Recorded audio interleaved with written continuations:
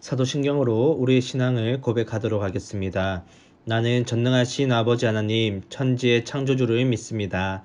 나는 그의 유일하신 아들, 우리 주 예수 그리스도를 믿습니다.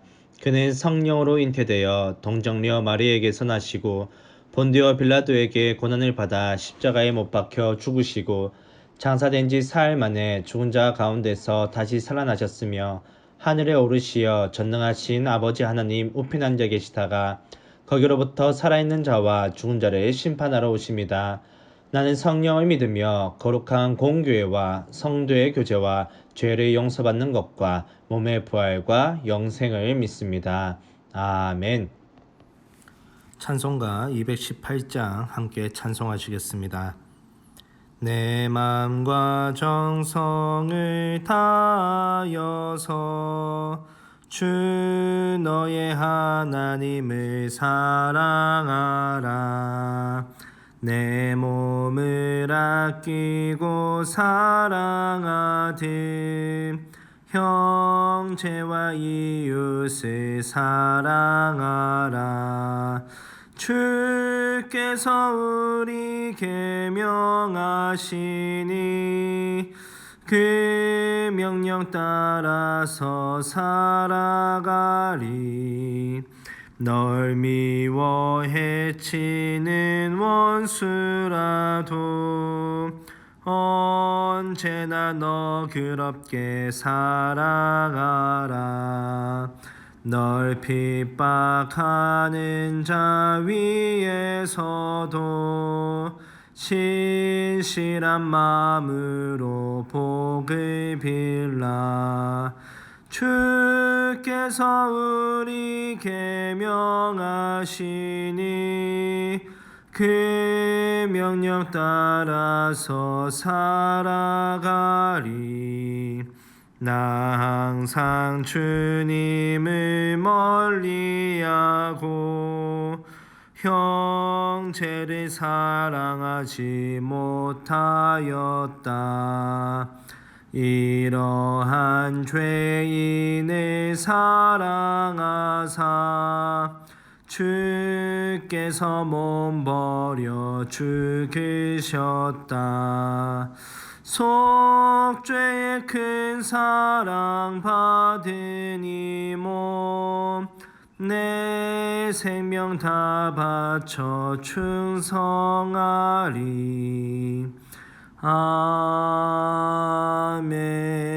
아멘. 함께 기도하시겠습니다. 사랑의 하나님, 오늘도 이렇게 하나님께 예배함으로 오늘 하루를 시작하게 하심을 감사드립니다. 하나님께 예배함이 저희들의 참된 기쁨이요 행복임을 고백합니다. 하나님께 예배드리는 이 기쁨을 놓치지 않는 저희가 되게 은혜 다하여 주시옵소서. 주님, 믿음이 부족한 저희들을 긍휼히 여겨 주시옵소서.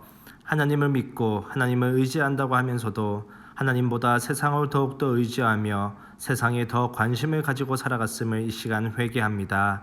주님, 저희들의 죄를 용서하여 주시고 주님의 자녀로서 세상 속에서도 믿음으로 살아가는 저희가 될 수 있도록 은혜 다하여 주시옵소서.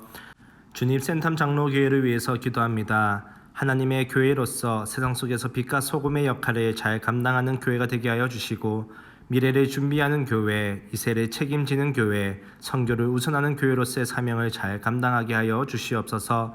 특별히 저희 교회의 다음 세대들이 하나님의 말씀 위에서 바르게 성장하고 세워질 수 있도록 은혜 다하여 주시옵소서. 주님, 어려운 가운데 있는 성도님들이 있습니다. 저희들의 기도를 들어주시고 오히려 이러한 문제와 어려운 가운데 주님과 더욱더 가까워지고 주님의 살아계심과 도우심을 경험하는 그러한 시간이 되도록 은혜 다하여 주시옵소서. 오늘 하루도 주님과 함께하길 바라옵고 예수님의 이름으로 기도드립니다. 아멘. 제24장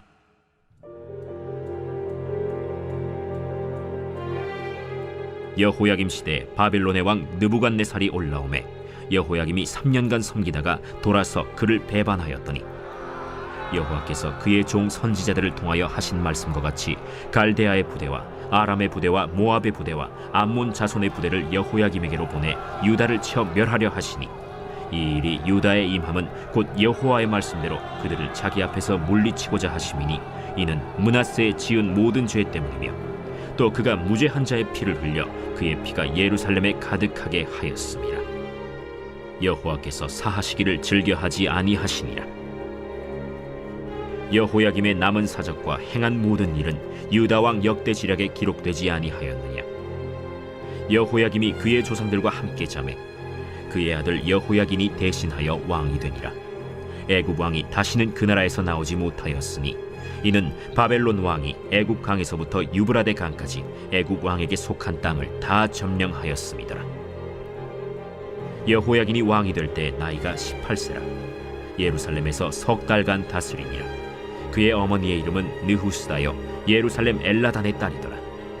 여호야긴이 그의 아버지의 모든 행위를 따라서 여호와께서 보시기에 악을 행하였더라.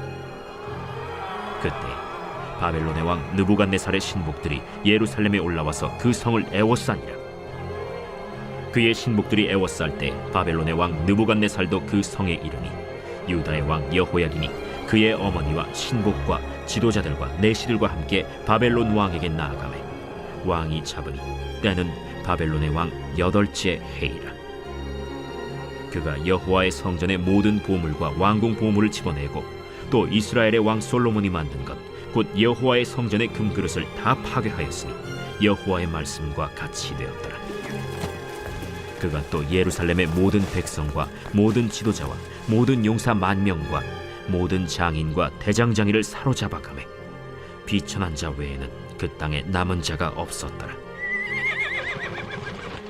그가 여호야긴을 바벨론으로 사로잡아가고 왕의 어머니와 왕의 아내들과 내시들과 나라의 권세 있는 자도 예루살렘에서 바벨론으로 사로잡아가고 또 용사 7,000명과 장인과 대장장이 1,000명 곧 용감하여 싸움을 할 만한 모든 자들을 바벨론 왕이 바벨론으로 사로잡아가고 바벨론 왕이 또 여호야긴의 숙부 마따니아를 대신하여 왕으로 삼고 그의 이름을 고쳐 시드기야라 하였더라.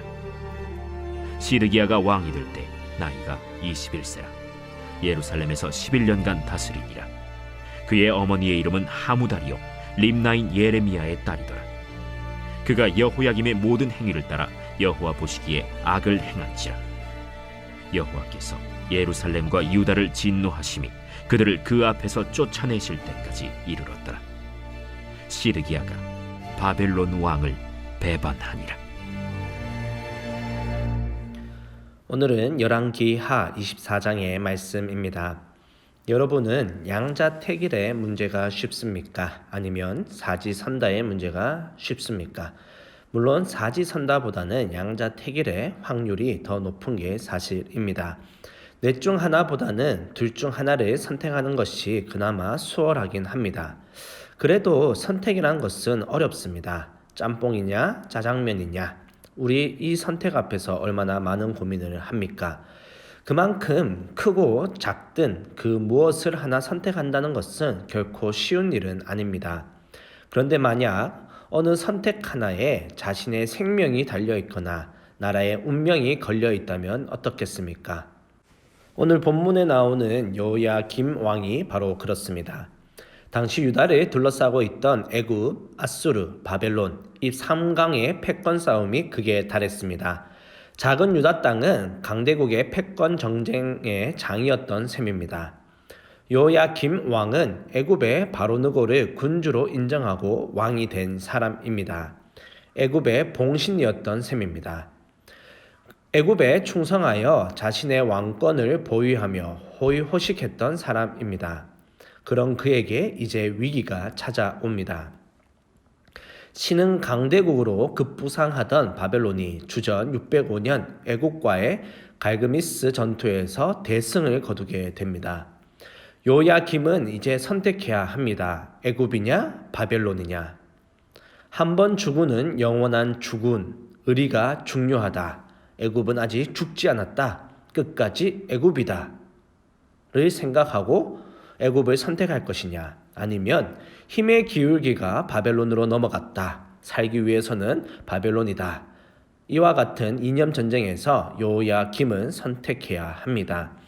여호야김은 첫 번째 선택의 기로에서는 바벨론에 무릎을 꿇습니다. 주군을 바꿉니다. 그렇게 바벨론에 3년 동안 조공을 바치며 충성을 다하고 있는데 또 한 번 새로운 정기가 마련됩니다. 주전 601년 바벨론이 애굽을 침략했는데 그만 그 애굽 원정이 실패로 돌아간 것입니다. 애굽의 승리였습니다. 이때 여호야김은 갈등하게 됩니다. 그야말로 운명의 기로, 생사 기로입니다. 본문 1절에 의하면 여호야김은 바벨론의 등을 돌립니다. 배반입니다. 다시 옛 주군의 품에 안긴 것입니다. 애굽을 선택한 것입니다. 그 선택은 결과적으로는 참혹한 실패로 끝났습니다. 바벨론은 당시 친바벨론 국가들과 연합하여 유다에게 보복을 합니다. 여호야김 왕은 힘겹게 버텨보지만 애굽의 도움을 받지 못한 채 결국은 바벨론 군에게 포위당한 상태에서 죽음을 맞이하고 맙니다. 선택은 참 어렵습니다. 여호야김 왕이 서 있던 생사기로의 선택은 무척이나 난처하고 힘겨워 보입니다. 제정신을 차리기가 버거웠을 것입니다. 그 선택 앞에서의 갈등과 고뇌는 충분히 이해할 수 있습니다. 하지만 안타까운 사실이 하나 있습니다. 당시 여호야김 왕 시대에는 예레미야 선지자가 있었습니다. 걸출한 하나님의 사람이 곁에 있었습니다. 하나님의 사람이 계속해서 여호야김 왕에게 하나님의 말씀을 전했습니다. 예레미야 선지자는 하나님으로부터 말씀을 받아 정치적인 조언까지 했습니다. 그렇게 다시 애굽으로 돌아가면 애굽으로 말미암아 수치를 당할 것이라 라고 말씀했습니다. 정치적인 조언뿐만 아닙니다. 유다의 환란은 정치적 문제가 아니라 신앙의 문제가 원인임을 일갈하며 그 유명한 성전 설교에서 매섭게 회개를 촉구하기도 했습니다. 그렇게 하나님의 말씀이 또렷하게 여호야김 왕에게 들려졌던 것입니다. 여호야김 왕은 당연히 하나님의 말씀을 선택해야 했습니다. 아니, 이는 선택의 문제가 아니라 하나님의 말씀은 선택의 차원이 아닌 영순위, 최우선의 순위, 진리임을 믿고 따라가야 했습니다. 자신의 삶을 온전히 하나님께 맡겨야 했습니다. 그런데 그는 하나님의 말씀을 버립니다. 여호야김 왕은 자신의 칼을 들어 하나님의 말씀을 촉구하던 예언자 우리아를 죽이고 맙니다. 그렇게 여호야김 왕은 하나님의 말씀을 잘라내 버리고 제쳐둡니다. 그렇게 하나님의 말씀을 내버리며 살다가 결국 그 자신이 내버림을 당하고야 맙니다. 예레미야 22장 18절에서 19절 말씀을 보면 이렇게 말씀하고 있습니다. 그러므로 여호와께서 유다의 왕 요시야의 아들 여호야김에 대하여 이와 같이 말씀하시니라. 무리가 그를 위하여 슬프다, 내 형제여 슬프다, 내 자매여 하며 통곡하지 아니할 것이며 그를 위하여 슬프다 주여 슬프다 그 영광이여 하며 통곡하지도 아니할 것이라. 그가 끌려 예루살렘 문 밖에 던져지고 나귀같이 매장함을 당하리라. 아멘. 여기서 나귀같이 매장당한다는 것은 장례를 치르지 않고 버려진다는 것을 의미합니다. 그렇게 여호야김 왕은 예루살렘 문 밖에 내 던져지고 그 어떤 곡소리도 없이 장례도 없이 초라하게 내버려지는 비극적이고 치욕적인 최후를 맞이하고 맙니다. 여호야김 왕의 비참한 최후에 대한 기록이 하나 더 있습니다. 예레미야 36장 30절 후반절입니다. 말씀을 보면 그의 시체는 버림을 당하여 낮에는 더위, 밤에는 추위를 당하리라. 아멘. 여호야김은 추워도 생각하지 못했을 것입니다. 오늘 본문의 2절의 말씀처럼 여호와께서 그의 종 선지자들을 통하여 하신 말씀과 같이 모두 한치의 오차도 없이 말씀이 이루어지게 됨을 말입니다. 우리는 오늘 말씀을 기억해야 할 것입니다. 하나님의 말씀은 선택의 대상이 아닙니다. 잠시 버려두고 제쳐둬도 될 것이 아닙니다. 하나님의 말씀은 최우선의 순위로 믿고 따르며 삶을 던져야 하는 진리입니다. 이 새벽 여호야김의 삶과 죽음이 주는 쟁쟁한 울림에 귀를 기울이면서 오늘 하루도 하나님의 말씀에 따라 살아가는 저와 여러분 되기를 주님의 이름으로 축원합니다. 주기도문으로 예배를 마치도록 하겠습니다. 하늘에 계신 우리 아버지, 아버지의 이름을 거룩하게 하시며 아버지의 나라가 오게 하시며 아버지의 뜻이 하늘에서와 같이 땅에서도 이루어지게 하소서. 오늘 우리에게 일용할 양식을 주시고 우리가 우리에게 잘못한 사람을 용서하여 준 것 같이 우리 죄를 용서하여 주시고 우리를 시험에 빠지지 않게 하시고 악에서 구하소서. 나라와 권능과 영광이 영원히 아버지의 것입니다. 아멘.